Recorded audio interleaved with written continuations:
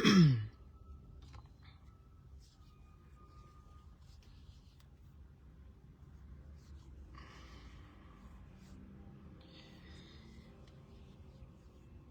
going on, everybody?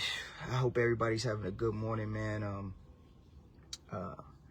You know, I gotta get something off my chest again. I got, you know, these things be kind of therapeutic for me. So, you know, I want to go through it. I don't think I've ever, I think I did it a long time ago when I first left Christianity. But I don't think I've done it formally on this particular Facebook page. So, you know, I wanna go ahead and explain why I left Christianity, why I'm no longer a Christian, and modernize Christianity. And also, too, I want to give a little insight on why a lot of young youth is leaving Christianity. All right. We're gonna talk about a couple, probably 5 reasons of why I left Christianity. You know what I mean? In no particular order. But for y'all that don't know, you know what I mean, I was very, very, very heavy in the Christian church for the latter part of my high school years. So this is not even coming from a biased perspective. This is not even coming from a biased perspective. This is the actual perspective of me being in the church, like seriously, for the latter end of my high school years. So, you know, I'm gonna just give a little story, then I'm gonna jump right into it. So, of course, like all black people in America, most black people in America, definitely grew up in a Christian household, definitely grew up Christian background, church every single Sunday. You wasn't missing church. We wasn't missing church. You know, my grandma had me in church, and my cousins, all of us. You going to church, you gonna hit Sunday school in the morning. All right, you gonna hit Sunday school in the morning, and then after Sunday school, you hitting that church.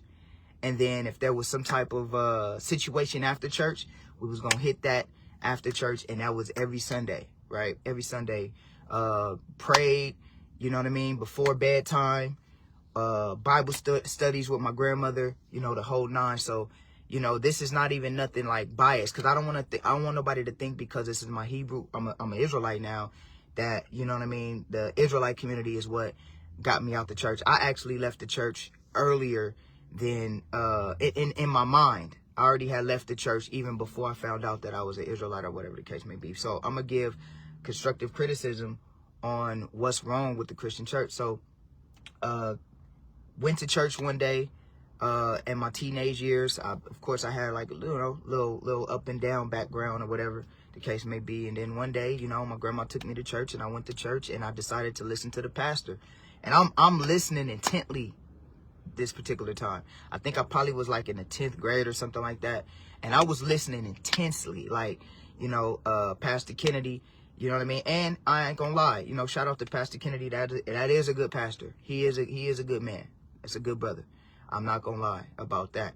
So I was listening intensely to this brother teach, and his brother told me, he said, look, if you desire a relationship with God, then you need to go find somewhere you could go by yourself and truly ask God to show you who he is. And I took that to heart. Like real took it to heart. So I went, after my grandma took us home, went upstairs, prayed, like how I knew how, but it wasn't like no traditional prayer, like, you know, oh, Jesus. It wasn't none of that rhetoric. It was real, like, God, whoever you are, show me who you are, and whatever you want me to do, I'll do that. If you want me to be, this is exactly what I said. I said, if you want me to be a Muslim, if you want me to be a Buddhist, if you want me to be a Christian, if you want me to be Jehovah's Witness, whatever you want me to be, let me know and I'll do it. Just show me who you are. I want to know if you're real or not. Because the pastor told me to go and be honest, so I'm being honest before you. And that's the prayer that I said to him. Straightforward, straight up like that. Like, I need to know you real. If you could just show me you real, then I'll go to whatever faith, whatever you want me to do, I'll do it. Took a little nap, woke up. The first things that was in my mind was go get a Bible. And that's where my journey began. I went downstairs. I went to my grandma. I said, Mama, you got a Bible? She said, we got a bunch of them. I said, okay, cool. She gave me my first Bible, my first own Bible to own. I started reading it. Start really, really, really reading it, right? And this is where I had my problem with Christianity. As I'm reading the Bible in my teenage years, high school years, I'm seeing things, right? And mind you, I don't understand the Bible at all. I'm just reading it, right? I pick it up and I'm just reading it. And I'm starting to see things that I never knew before without reading it. For an example, the first thing that I seen was I realized that the church was supposed to be on Saturday. So I'm like, hold on, like, they went to church on Saturday. Mind you, I'm in high school at this time. I'm in high school. I don't know what a Hebrew Israelite is.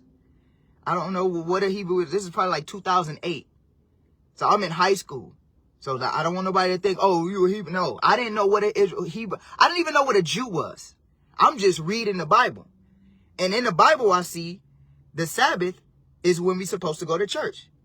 So I'm thinking in my mind, oh my God, the church got it wrong. Like, somebody has to say something. So I remember, I never forget, I went to a pep rally, you know, in high school. I went to a pep rally and I'm talking to all my homies, all my friends, and I'm like, we going to church on the wrong day. We got to go to church on Saturday. And as I'm preaching this message to them, not preaching it, but like telling them like, hey man, we got to go to church on Saturday. The Bible says Saturday, we going to church on the wrong day. It was a guy named Mr. DeCure. He was overhearing me. He's a Christian man. He was a college advisor at my high school. He's overhearing this and he's like, hey young brother, where you getting that information from? And I'm like, man, we going to church on the wrong. But I'm sincere. I'm not even debating no doctrine. I wasn't even at that time yet. I'm just reading the Bible. And I'm like, we supposed to be going to church on Saturday. So he brought me inside to his office and we started talking. He was like, nah, brother, look, Sunday is now the new day, yada, yada, yada. Mind you, I'm not equipped. I'm not equipped at all to combat anything. I'm just simply reading the book. I'm just simply reading the book. And he, you know, goes and he tells me, brings up some, you know, some scriptures that I know I could deal with now. But back then I'm like, okay, so Jesus died on Sunday.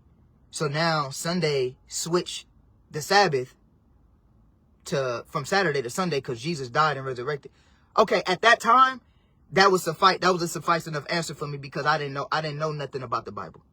So I'm like, okay, all right, cool. So that's why we go to church on Sunday. Yes, we go to church on Sunday because Jesus died and rose on Sunday.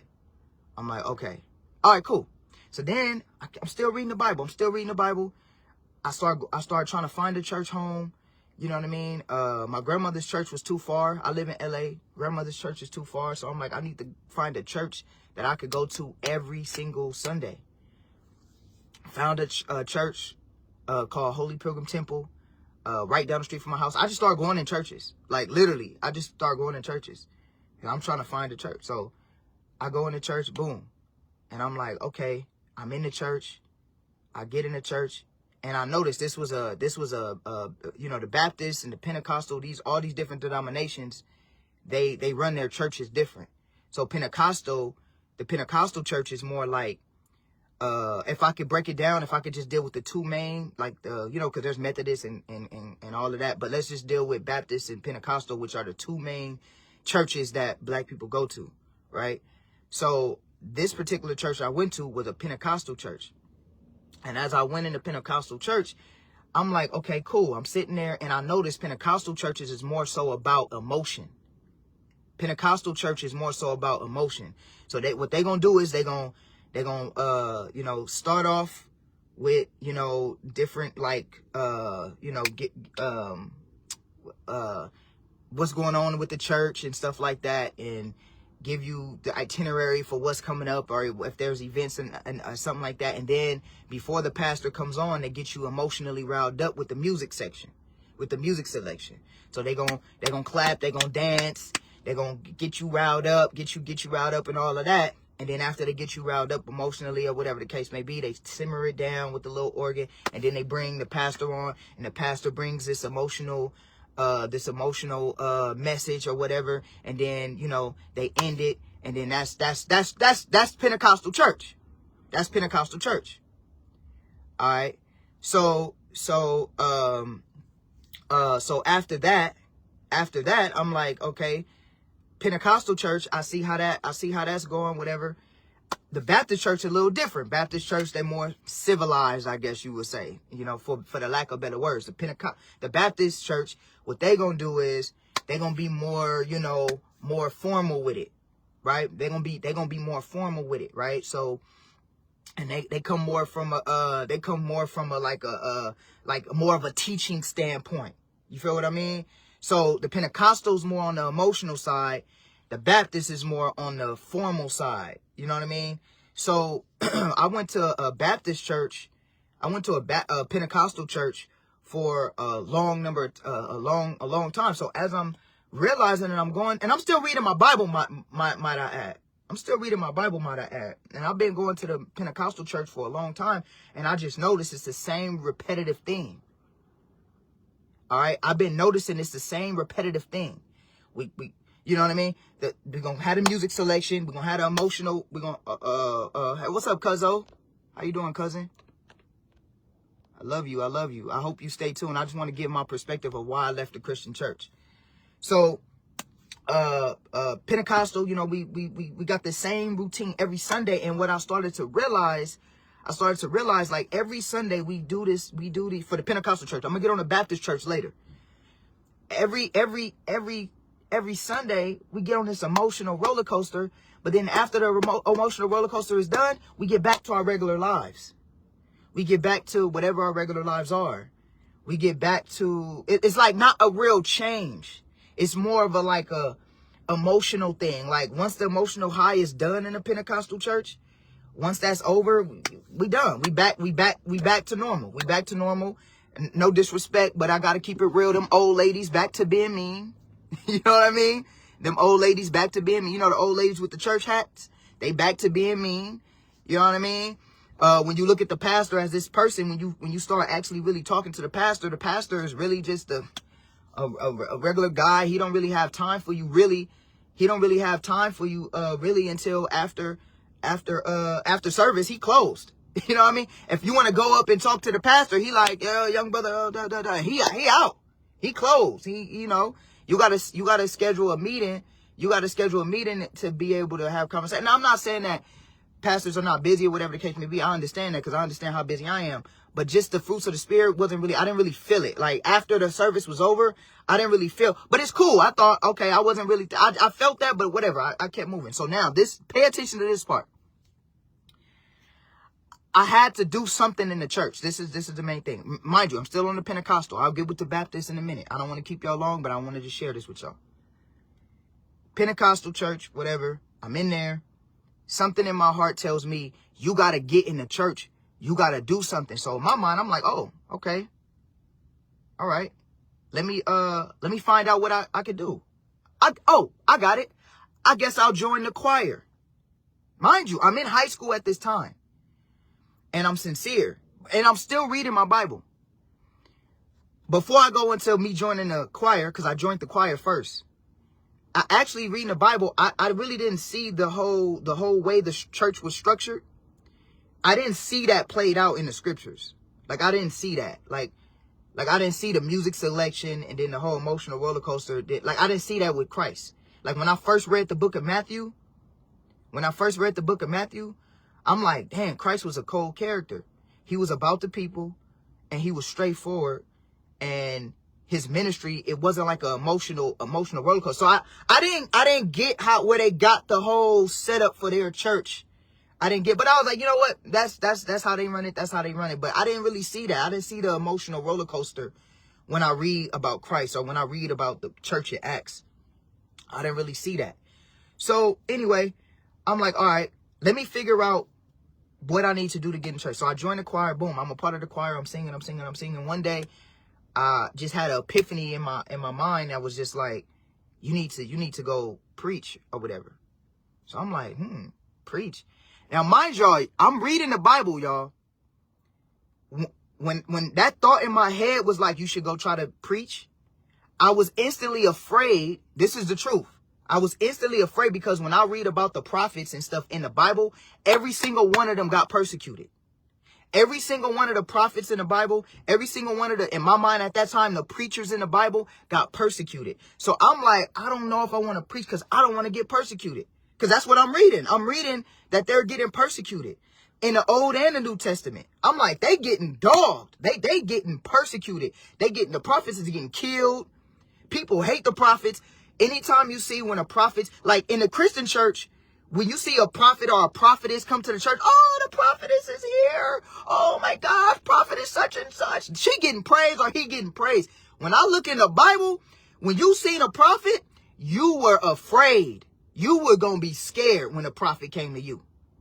You was going to be afraid because a prophet either had two things. 9 times out of 10, if you read anything about the prophets always had bad news.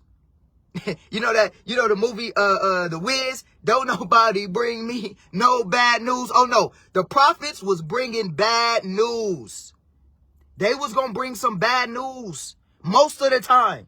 Majority of the time, it was going to be bad news.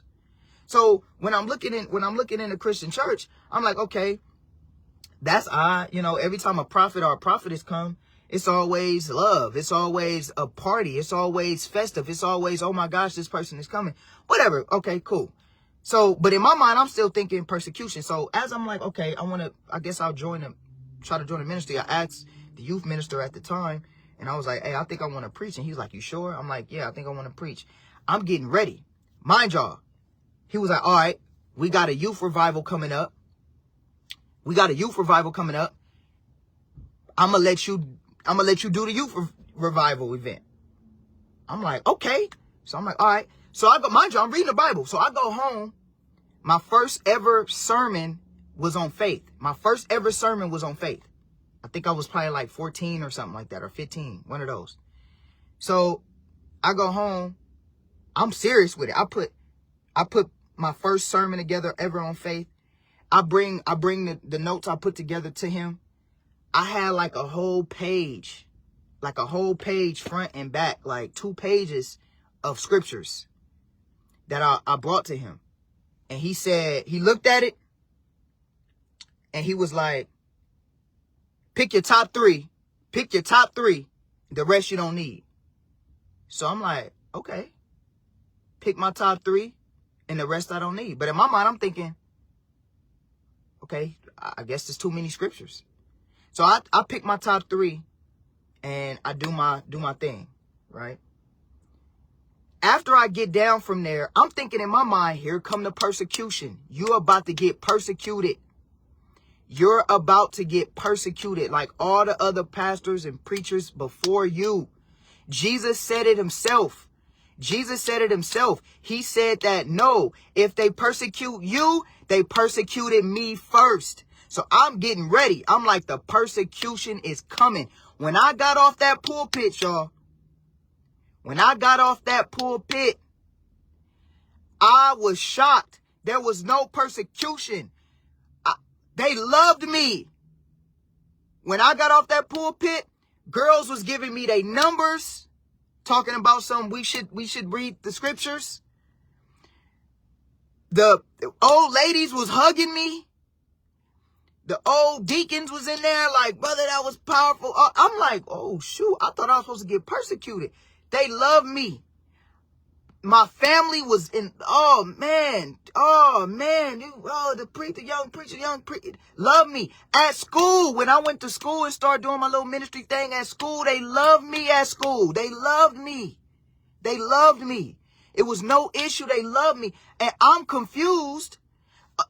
Let me say this. When I got down from that pulpit, the pastor took me to the back, dumped the collection plate money. This is from my experience. Dumped the collection plate money, divvied it up, gave me my portion. I'm like, hold on. At 15, I didn't do that for money or whatever. No. Brother, you did the work. You get paid for it. So I'm confused. I'm like, okay, Jesus said we were supposed to get persecuted. The prophets got persecuted. All the early church fathers got persecuted. But I'm loved for preaching in the church. You see what I'm saying? So but okay, cool, whatever.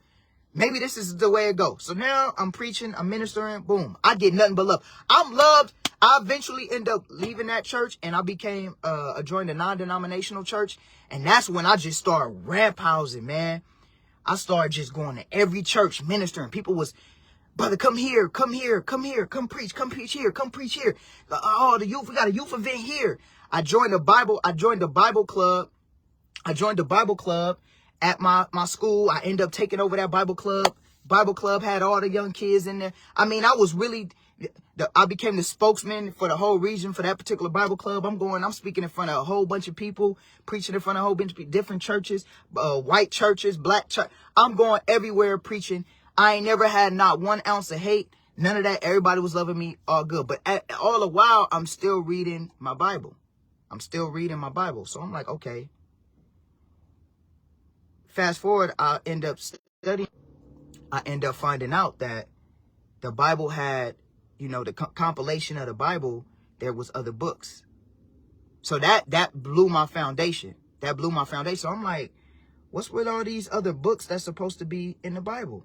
Like, I'm doing my research because now I'm getting more savvy. I'm getting more savvy with the text because I'm really reading my Bible. I'm like, what's going on? All these. So I'm asking different pastors and stuff like that. Some of the pastors, I'm gonna be honest, in the Pentecostal church, they're not really knowledgeable, but in the Baptist church, they're a little bit more knowledgeable. The church that I was a part of at the time, I had a smarter pastor, so he was able to, in the canon, those didn't make the canon, yada yada yada. So I'm thinking, okay, cool. I guess these didn't make the canon, whatever. But I still kept those books. I still got some of those books. And mind you, some of those books are pseudepigraphas. But I'm like, okay, that was just one thing that I had. Like, okay, the Bible was actually more than these 66 books. Okay, boom. I let that go. Then I started reading, and I'm getting sharper. And I'm like, wait, hold on. Jesus wasn't born on December 25th. Jesus was not born on December 25th. Why are we keeping Christmas? I was confused with that because now I'm starting to study and research more. So I'm like, so I go to my pastor, and I go to different pastors, not even just one. I go to different pastors, and I'm like, why are we celebrating Christmas when Jesus wasn't born on December 25th? Oh, we do it for tradition, and it's tradition. And yeah, we know that he wasn't necessarily born on that day, but we just honor him on that day and yada, yada, yada. And in my mind, I'm thinking, yeah, but we should do what he told us to do, not do something that is pagan in origin. Like, and mind you, this started happening. I was probably like 17, 18 years old. I had already graduated high school. So I was still researching, and I realized, and I'm like, why are we doing Christmas? Then I started going into like Easter. This is true. I'm like, wait, what does bunnies and eggs and all of this have to do with Easter? I'm like, what does that have to do with Easter? You're right, cuz they do what they want. I'm like, what does that have to do with Easter? I don't understand what this has to do with what Easter has to do with Jesus Christ. Like, what does a bunny and an egg have to do with Christ?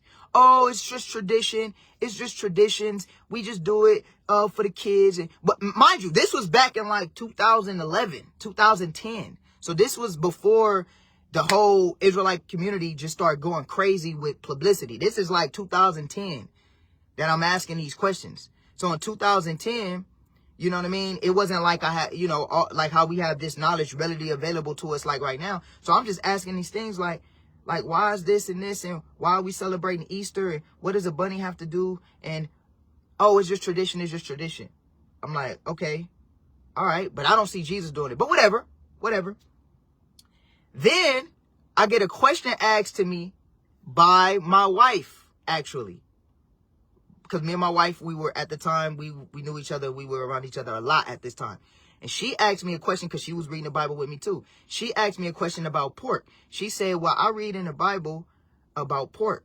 And I'm like, show me that. Because I never heard that you couldn't eat pork in the Bible. I'm thinking that's a Muslim thing. Facts. I'm like, oh no, that's a Muslim thing. She like, no, it's in my wife now, at the time, back then, but now. She was like, no, it literally says that we're not supposed to eat pork. Because my wife was reading the Bible too. So at the time we wasn't together, but she was reading the Bible too. So I go and I look and I'm like, oh, it do say we not supposed to eat pork or swine. So I go back to the Christian church and I'm like, why does the Bible say we're not supposed to eat this? They give me, of course, the same scriptures in Acts and all that. Well, now we can eat everything. God blessed everything. I just thought that was weird because I'm like, why would God tell us we can't eat it? This is before I'm an Israelite. I thought that was weird. I was like, why did God tell us we can't eat it, but then later say we can't eat it? But whatever, I didn't question it. I just thought it was strange why he said that he gave us a whole dietary law, because it wasn't just pork. It was a whole dietary law. And I was just like, dang, the Bible says we can't eat it. I thought that was a Muslim thing, my whole Christian faith. But it turns out that it's supposed to be something that us as Christians uphold. No, okay, cool. I let that go. So all of these things is building up in my mind. Like, I'm having these questions. My wheels is turning because I'm trying to defend Christianity. I want y'all to hear me. I'm trying to defend Christianity. I'm deeply trying to defend Christianity. But all of these different things I keep seeing from me reading my Bible, and I'm having these questions like, mind you, I had already been in the church for like 4 years now. Like 4 years, like really in it though. I'm not talking about that fake in it. I'm talking about I'm really in it. I'm really every Sunday. I'm really invested. I'm in it. But I'm starting to see these contradictions with the Bible, the book that we say that we believe in. I'm starting to see that the doctrine in the book that we believe in is not matching with the doctrine and the traditions that we teaching in the church. So now I'm like, okay, I gotta get this clear, because I'm confused on how we say we follow the Bible, but then when I read the Bible, we really not following the Bible. And this is why young people is leaving the church, right? Because the church is full, and I'm gonna be honest with y'all, the church is full of hypocritical, judgmental people that after service is done, they sit there and they judge you and criticize you. And it happens in different forms and fashion. Okay, even in the Baptist, because I'm gonna get to the Baptist later. But I was non-denominational for a long time. So anyway, I seen the pork. I asked questions about the pork. I asked questions about Easter. I asked questions about Christmas. And I'm like, why are we doing these customs and doing these things when it's not in the Bible? I need to understand that. Boom, whatever. But I'm trying desperately to make excuses for Christianity, right? Now, one day I went to a service, right? I went to a little youth revival. I'm at the youth revival. And everybody, at the end of the youth revival, they're going to call everybody to the stage. And they're going to start laying hands on people. Start doing all that praying and the Spirit of God and pushing your head and all of that and trying to, right? So I'm trying to be sincere, but I'm also not going to fake I'm also not going to fake the funk. So when they call us up there, I go up there because I'm desperately trying to feel the Spirit. I'm trying to get in the Spirit. I see everybody falling out. I see the old ladies falling out. I even see young people that was there falling out, all of that. So I go up there. The preacher at the time, he wasn't the pastor, but the preacher at the time came to me. Brother, I can tell you a young minister. God got his hand on you. God is going to bless you. And I was at a Pentecostal church for this one. He started, start doing all of that, right? So I'm sitting there, I'm listening. I'm trying to get in the Spirit. So the brother like, God gonna use you, young brother, use you. Put his hand on my head, use you. I guess I was supposed to fall or whatever, but I didn't fall because I'm really trying to feel the Spirit. I'm really like, okay, I want to really feel the Spirit. I'm not going to fake a fallout. If I don't feel it, I'm not going to fall out. I'm just not going to fall out. If I don't feel it, I'm just not going to fall out. So let the Spirit in you. Let the Spirit in you. Let it in you. Stop fighting it. In my mind, I'm like, I'm not fighting nothing. I'm really sincere. Like, I'm trying to feel this Spirit. I see everybody falling out. I'm really trying to feel this Spirit. I'm desperately trying to feel what this Spirit is. He started pushing on my stomach. He started pushing on my stomach. I'm like, I don't feel it. Start speaking. Speak in the tongues. A true story, y'all. Speak in the tongues. I don't know what to say at this time. He said, just say utterance. Utter whatever God put in your heart. I'm not going to lie to y'all. Y'all might laugh at me. Y'all going to laugh at me, but I'm going to be honest. I did start doing. There you go. There you go, brother. There you go, brother. Yeah, keep speaking. Keep doing that. Keep speaking. The Spirit is on him. The Spirit is on him. This is what I start doing because I'm like, okay, let me, maybe if I just speak whatever, the Spirit. Yeah, there you go, brother. Everybody started going crazy. Oh, the Spirit is on him. Oh. But I'm really deep down. I'm not feeling nothing. I'm not feeling nothing. So then, I ain't gonna lie. I was like, you know what? At the time, my name wasn't Ratazan. It was like, Keyshawn, if you don't fall out, you're going to be sitting here forever. You know what I mean? Like, if you don't fall out, you're going to be sitting here forever. So I'm like, okay, I got to fall out. So then I fall out. Boom. Yeah, the Spirit, everybody start jumping up. But in my mind, I'm like, I don't really feel nothing. But I knew I had to fall out because I don't want to make him look bad. You know what I mean? Like, I don't want to make the preacher dude look bad at the time. So I'm like, let me fall out. So I fall out. I'm on the ground.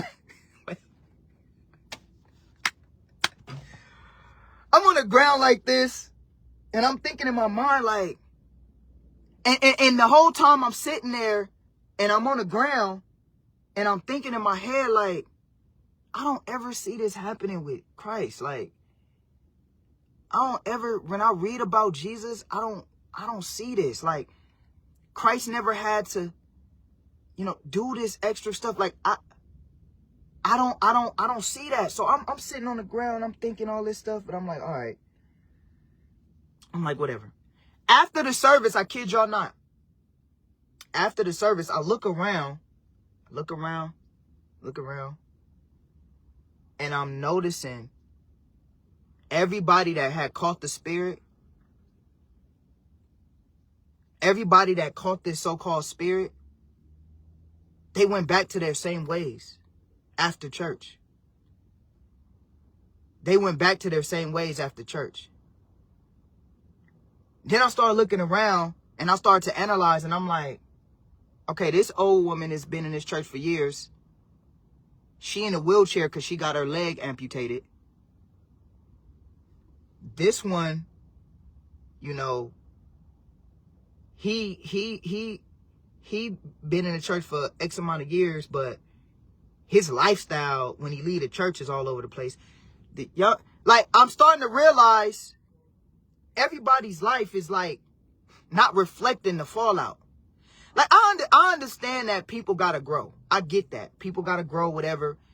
But if you the one doing the main falling out, like, you know what I mean? Like, there should be some type of change in your life.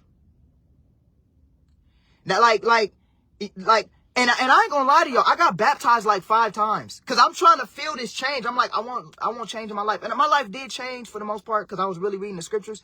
But I was like, I really want to change. Like, I really, really, really want to change. So I started seeing this, and I just started seeing a lot of hypocrisy, even in the Baptist church too.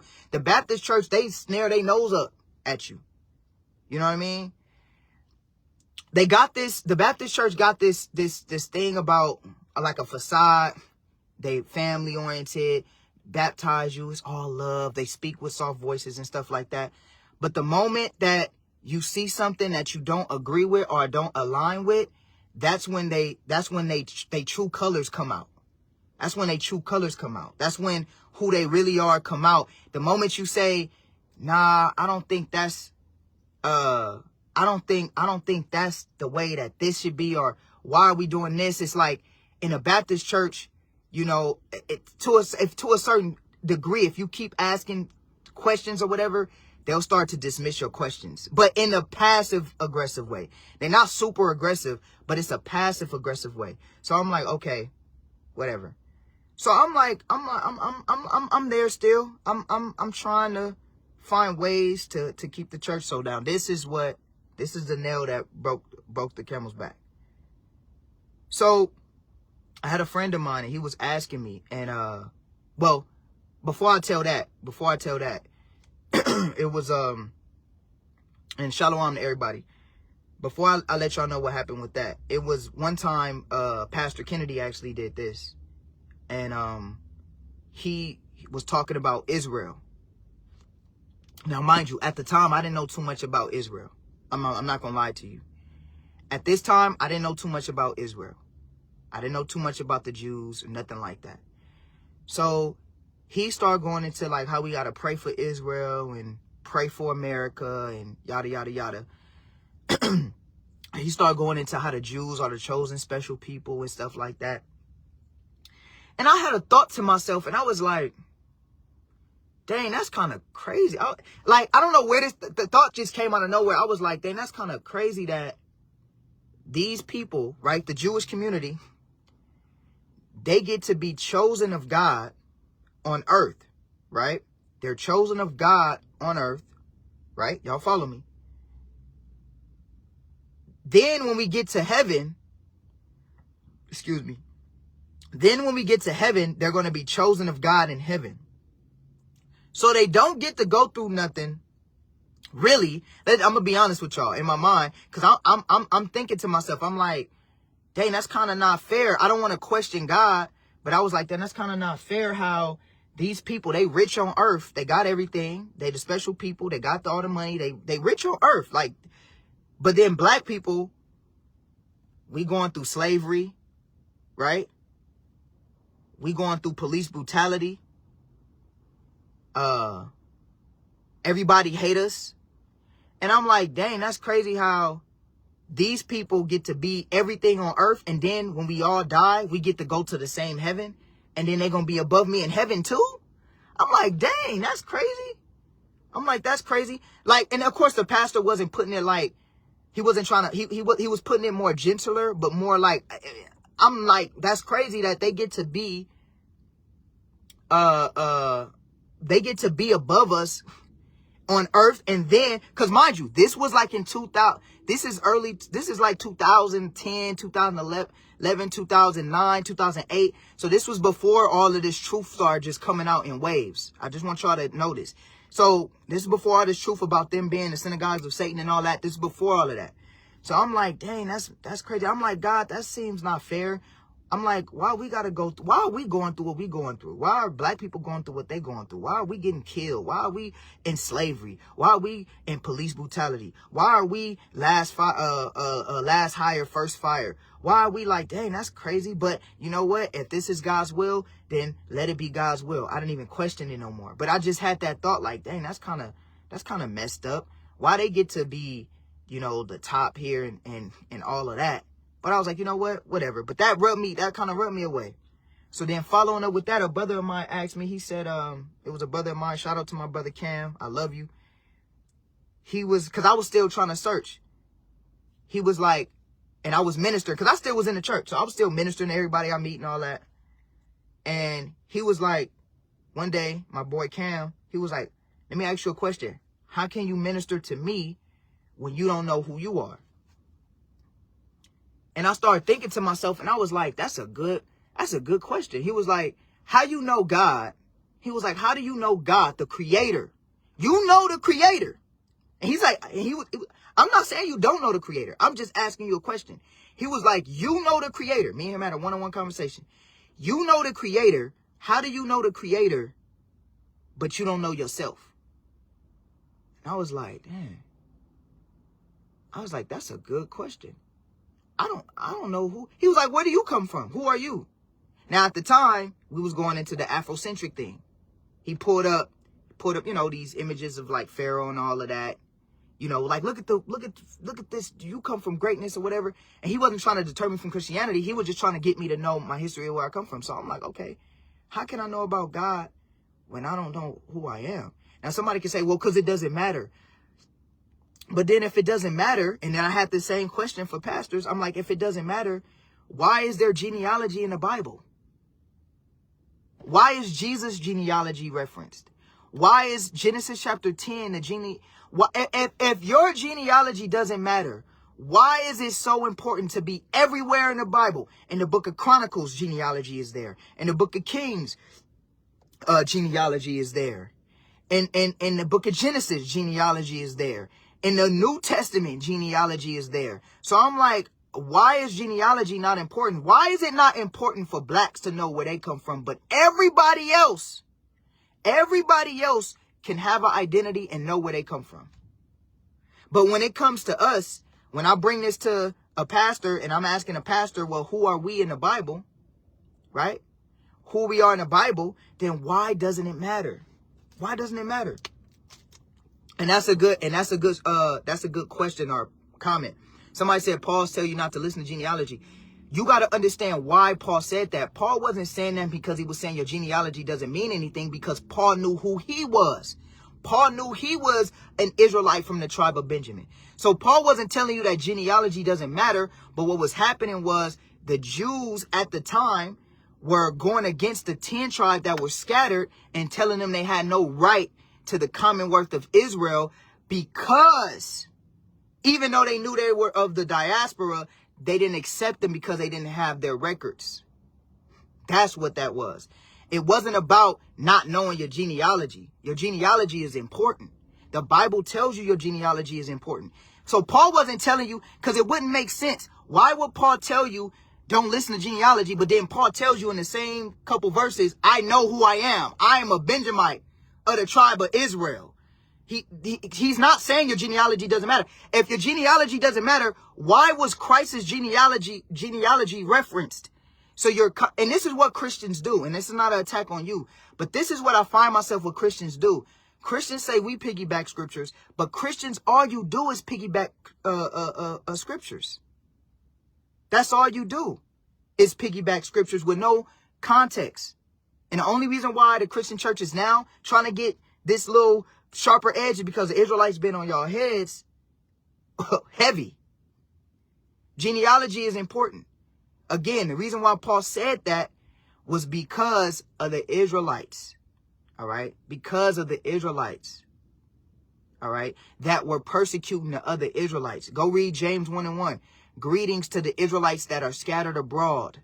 There were Israelites that were scattered abroad, and they were getting persecuted by the not the natural born Jews, but the Jews that came up in Jewry. The Jews that came up in Jewry were ridiculing them for not being able to show their family records. And Paul was like, no, these are our brethren. We know these are our brethren. That's like today you find out you're a Jew and you go over there to Israel right now and they tell you, oh, you got to show your records. We can't show our records. We went into slavery. The same thing happened with the Jews. A lot of in the diaspora, they went into slavery. They went to slavery of the Greeks. They went to slavery of the Babylonians. So it was a lot of different Israel. Not all Jews went back to Israel when they came out of these captivities. Some of those families stayed in those regions. See, this is the history that the Christians don't understand and they don't know. And they don't bother to know. Except when an Israelite challenges them. Now they got to go into it. But I digress on that point. The point is, I'm asking pastors, why is this in here? Well, it's not important. It's not important. That was the same. It's not important. Well, why is that not important? I think any, oh, my bad. Okay. Now you good, King. No sweat. No problem, King. You good. So if it's not important, then I don't understand why it's in the Bible. So anyway, let's just skip. So anyway, 2011. Let's just get to 2011 now. And this is when I left the church. All of these questions that I have, all of these things that I'm seeing, Christians keeping Christmas, that's not in the Bible. Christians keeping Easter, that's not in the Bible. Christians keeping Sunday as their holy day, which is not in the Bible. Which is not in the Bible, by the way. Christians keeping all these things not in the Bible. Me looking around the church as a whole and not seeing the Spirit. Not really seeing the Spirit. People not really changing. You know what I mean? Contradicting the Bible, not just with their teachings, but just even with the spirit of things. Like, how is a prophetess praised or a prophet praised in the church, right? Praised in the church. But when I see the prophets in the Bible getting persecuted and killed. So things are not adding up with the Bible. With the practices of Christianity. Things are not adding up. And I'm like, this is just not making sense to me. Right? This is just not making sense to me. Okay, boom. 2011, I find out we were Israelites. I find out through Deuteronomy 28. I seen it. I'm like, wow. This is amazing. This is amazing. But that's not what made me leave the church just yet. Cause I'm thinking in my mind, I'ma let the church know. What? I'm excited when I find out. 2011, I find out we Israelites. I'm like, what? We the real Jews? I'm like, man, I gotta tell this knowledge. I gotta go tell this. I'm excited. I'm like, man, we're the first pastor. I can't wait to tell him this knowledge. I can't wait. Mind y'all, at this time, I'm loved in the church. I'm loved. Keyshawn Christopher Pons can't do no wrong in the church. I mean, brothers, I'm gonna tell y'all, man, I didn't did some stuff in the church. I didn't brought in like different doctrine, like the Kabbalah. Like I remember one time I started studying the Kabbalah. If y'all don't know what the Kabbalah is, like Jewish mysticism. I started studying the Kabbalah, bought the Kabbalah, and did a whole class on the Kabbalah and the body of God, because I didn't know. But the body of God and all of this, and everybody was cool in the church. It was no problem. No problem. No problem. None of that. No problem. I had no issues with none of that. So I'm thinking everybody love me. I can't do no wrong. I go to different churches, I preach, whatever. So I'm thinking I'm gonna tell everybody that we the real Jews. We the real Jews. We the real Jews. As soon as I told them people, we are the real Jews. Well, let me go back. That too.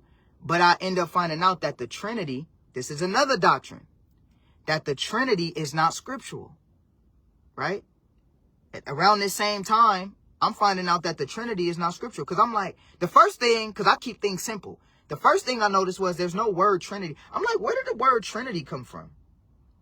I've never seen the word Trinity in the Bible. Like, that's just my simplistic mind earlier on. Like, that's just my simplistic thought. Like, just as a regular Bible reader and being young, I never seen the word Trinity in the Bible.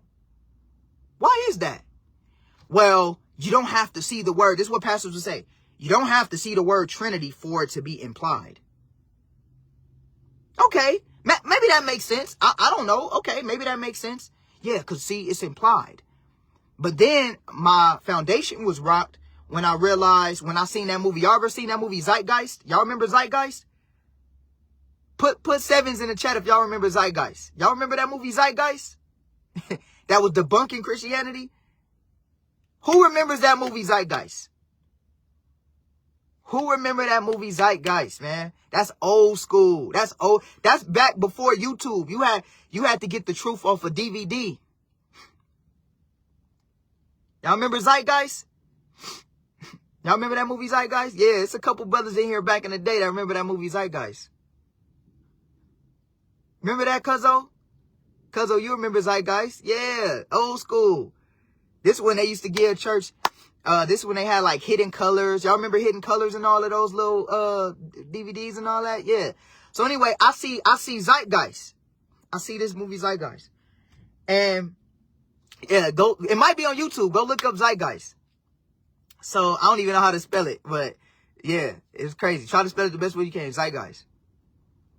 All right. So yeah, Zeitgeist, man. Zeitgeist is back in the day. Hey, look, Zeitgeist, that's back in the day. Hey, brother that got the DVD, can you put the name of it in the chat? Can you put the name of it in the chat?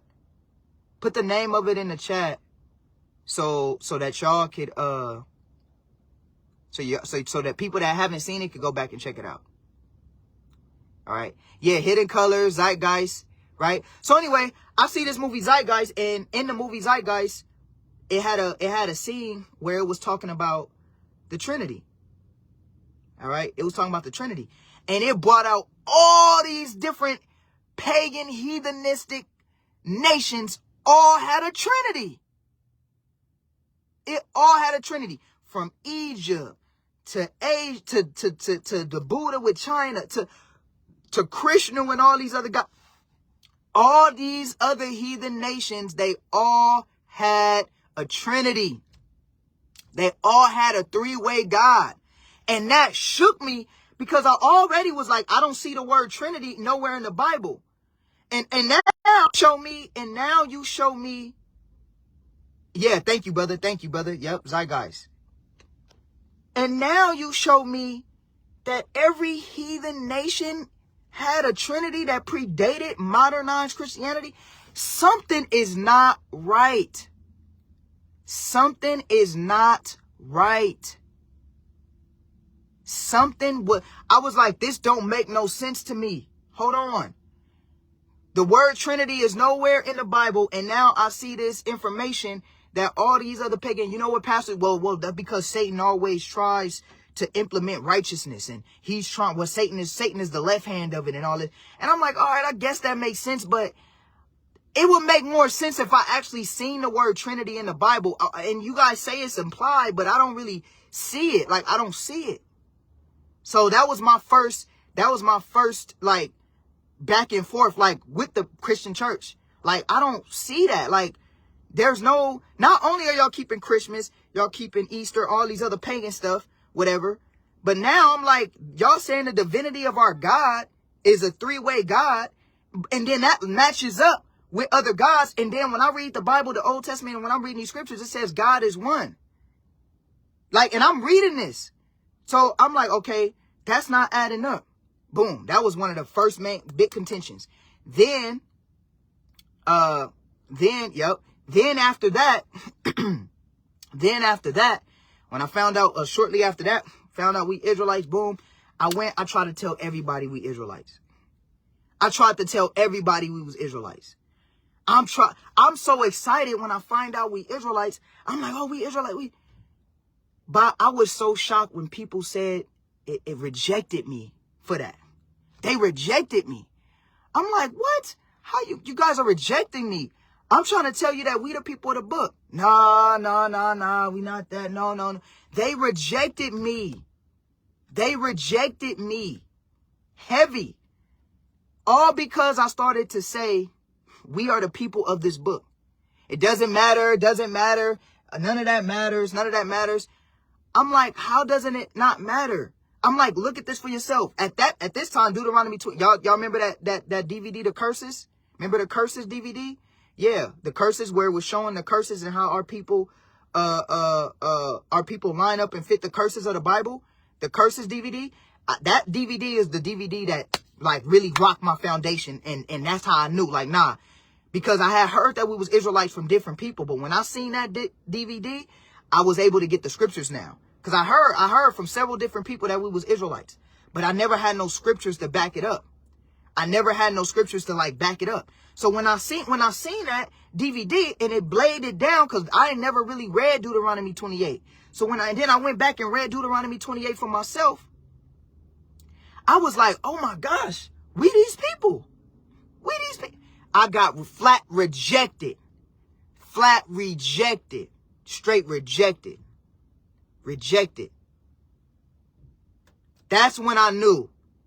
Yeah, that's when I knew the church is off. Because how can you guys reject me?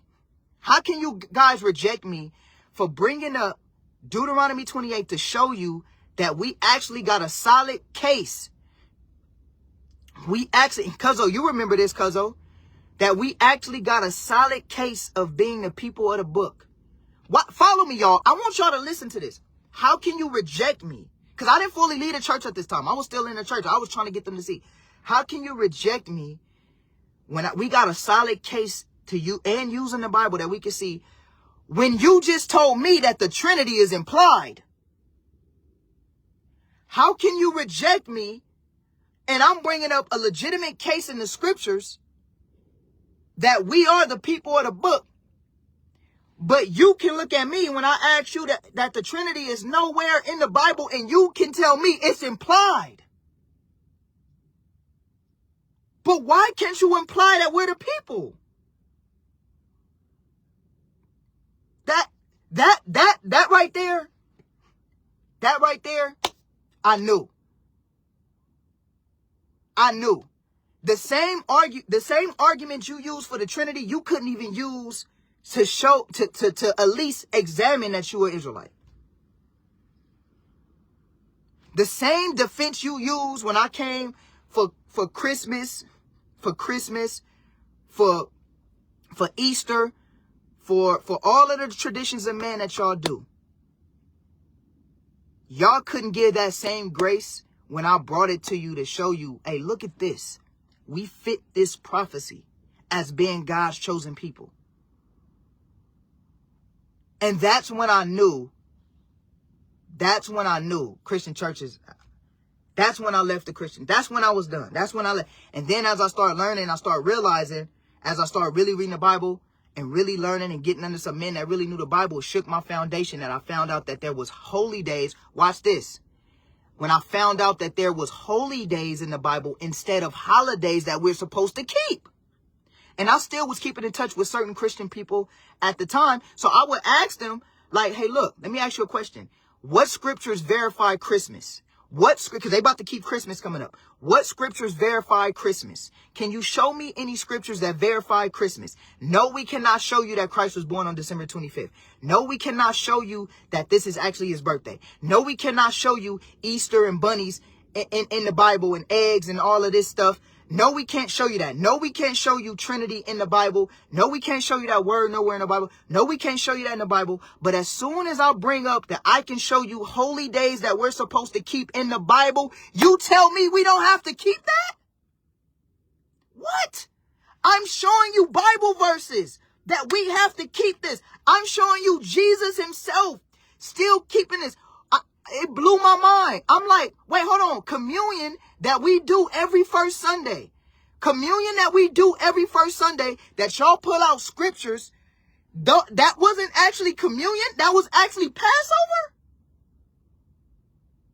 And you guys spin it. Mind you, this is me still with the Christian mind coming out of it. So I'm not like rooted as I am now. I'm just thinking with common sense. Sometimes all you need is common sense. You ain't got to be so savvy and precepted out. Sometimes you just need common sense. How are every first Sunday,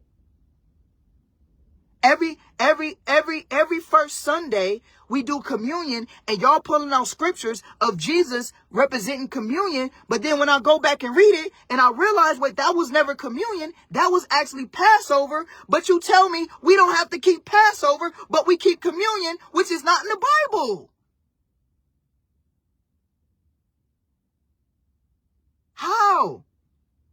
When we can see Christ kept the Feast of Dedication in the book of John. Wait, we can see after Christ, the early church, they kept the Feast of Pentecost. In Acts chapter 2, it says that the Feast of Pentecost, which is first fruits, found in the Old Testament, the early church was keeping first fruits. But you guys are keeping Christmas that that the answer that's good enough for you is that it's just for the kids. But we have holy days that Jesus kept. Why don't we do that for the kids? Why don't we do that for the kids? And then I'm bringing out scriptures showing you guys this stuff. And then you tell me, oh, no, that's not what it is, brother. But then I have to just believe you that the Trinity is implied. That the Trinity is implied that this is a Trinity. Even though you don't see the word there, even though you don't really see it explained in detail anywhere, it's implied that this is a Trinity. But you can't use that same rhetoric to imply that we're the children of God when I send you Deuteronomy chapter 28. And then I go, and then, hey, watch this. Everything, if y'all been hanging in there since the beginning, I know Cuzzo, you probably still watching this, Cuzzo. And then everything came full circle when I started to get persecuted. And then I said, wow. When my family kind of persecuted, when everybody persecuted me, I was in a cult, I'm crazy, I'm all this stuff. Just for following the Bible, I'm in a cult, I'm crazy, and this was in 2011. I'm in a cult, I'm crazy, woo, I'm going off, escape that cult, woo, woo. Everybody saying I'm in a cult and all of that stuff. Everybody ridiculing me for bringing the Bible to them. And then I had an epiphany. This is the same persecution the prophets went through. Now you're in the truth. You have arrived. Now you understand. Now you understand the persecution that you're supposed to go through, because you didn't feel it. When I was a Christian, I had no persecution. When I was a Christian, I had no persecution. When I was a Christian, I had no persecution. But as soon as I start really talking about the word of God, That's when persecution came. That's when now you're in a cult. That's when at the family gatherings, when you try to give your family a hug and then they bag off like, that's when all the rhetoric of Keyshawn's going crazy. That's when Keyshawn went off the deep end from all your Christian people. That's when Christian people that you've been talking to for 6+ years, they flip on you. They tell you crazy. And then they say, lose my number. That's when you get persecuted. And that's when I knew I'm in the truth, that this is the truth. Because the same way Jesus said he'll be persecuted, the same way Jesus said he'll be persecuted, he said, if they persecuted you, know that they persecuted me first. And I felt full persecution, not just from family, respectfully, I love y'all, but not just from family, but also from the people, my peers that was in Christianity. That's when I knew this is the Bible. This is what it means to be a Christian. This is why the prophets were killed. This is why Jesus Christ was killed. This is why. You see what I'm saying? And ever since then, I've been following the Bible since. And Christians, y'all have not been following the Bible. Y'all still don't follow the Bible. Y'all sitting here talking. In 2024, 2025, y'all still talking about Merry Christmas? For real? Merry Christmas in 2025? When y'all got all the resources to let you know that doesn't have anything to do with Christ. And y'all still talking about Merry Christmas. Conscience seared with a hot iron. Still keeping Easter. Still doing all of that in the name of Jesus Christ. Paganism. Still keeping paganism. So that's why I left Christianity, because it didn't align with the Bible. It didn't align with the truth of the Bible. It didn't line up with what the Bible really teaches. It didn't line up. And if we gonna say we really believe in the Bible, then we need to do that. We need to put our money where our mouth is and really believe in the Bible and not do traditions and customs outside of what the Bible has ordained for us to do. You guys are not Christians. You guys, and then every time I try to bring up the Bible, you don't want to hear it. You don't want to close it. No. You guys don't follow the Bible. You follow man-made tradition. And that's ultimately why I left the church, because the church did not align with the core values of what the Bible teaches.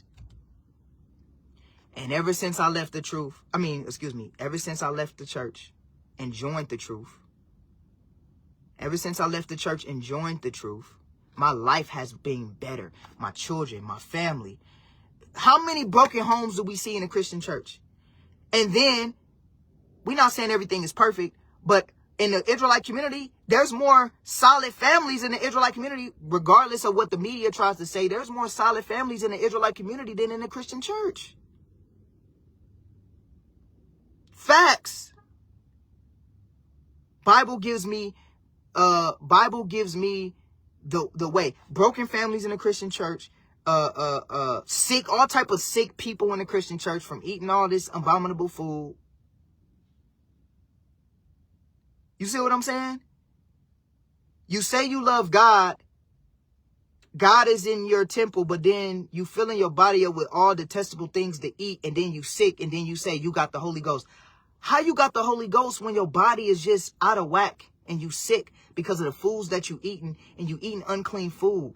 You don't even realize you eating the pig, the main thing y'all eat, you eating pig, and Jesus cast evil spirits into the pig, but yet you say just pray over it and it'll be good. I've never seen no scripture that ever remotely alludes to eating unclean food. And the scriptures y'all bring out is not even the right understanding. Contradiction. That's why I left the Christian church.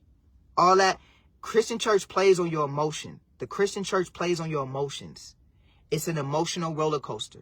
Even in the Baptist church, they're going to play on your emotions. That's what it is. It's an emotional roller coaster every Sunday. And that's why I left the church. and never to join again. Because until they can identify and clean up, you know, and I thought I was going to change the church. I thought I was going to, because they love me. As soon as you bring that real word,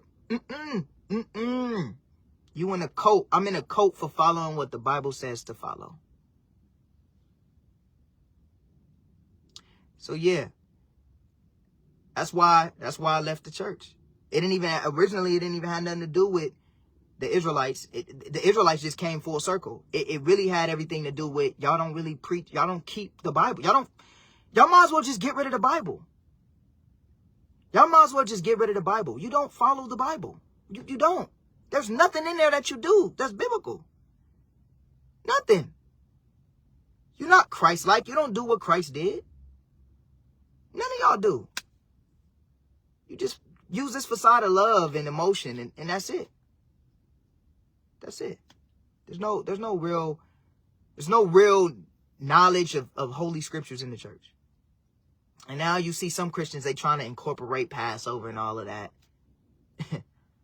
But the overarching scheme of it is, y'all don't really believe in the Bible, and you contradict it. So with that being said, I love y'all, man. That was just a little tad bit of why I left the church, man. I mean, it get deeper. But you know, I love y'all. Y'all stay up, stay strong. Share this to your Christian friends. You know, share this to your Christian friends. And if you are a Christian, get out of that religion, man. Get out of that religion. That religion is going to send you to damnation. Forget your traditions and your emotions of what you've been raised, because your mama, your daddy, your grandma, your auntie, they raised you this for your whole life, and you can't get out of it because this is something that you do traditionally. And start really reading the Bible for what it really is, to see what you're really supposed to do. I guarantee if you really do that, it's no way that you ain't going to, because the Bible is real.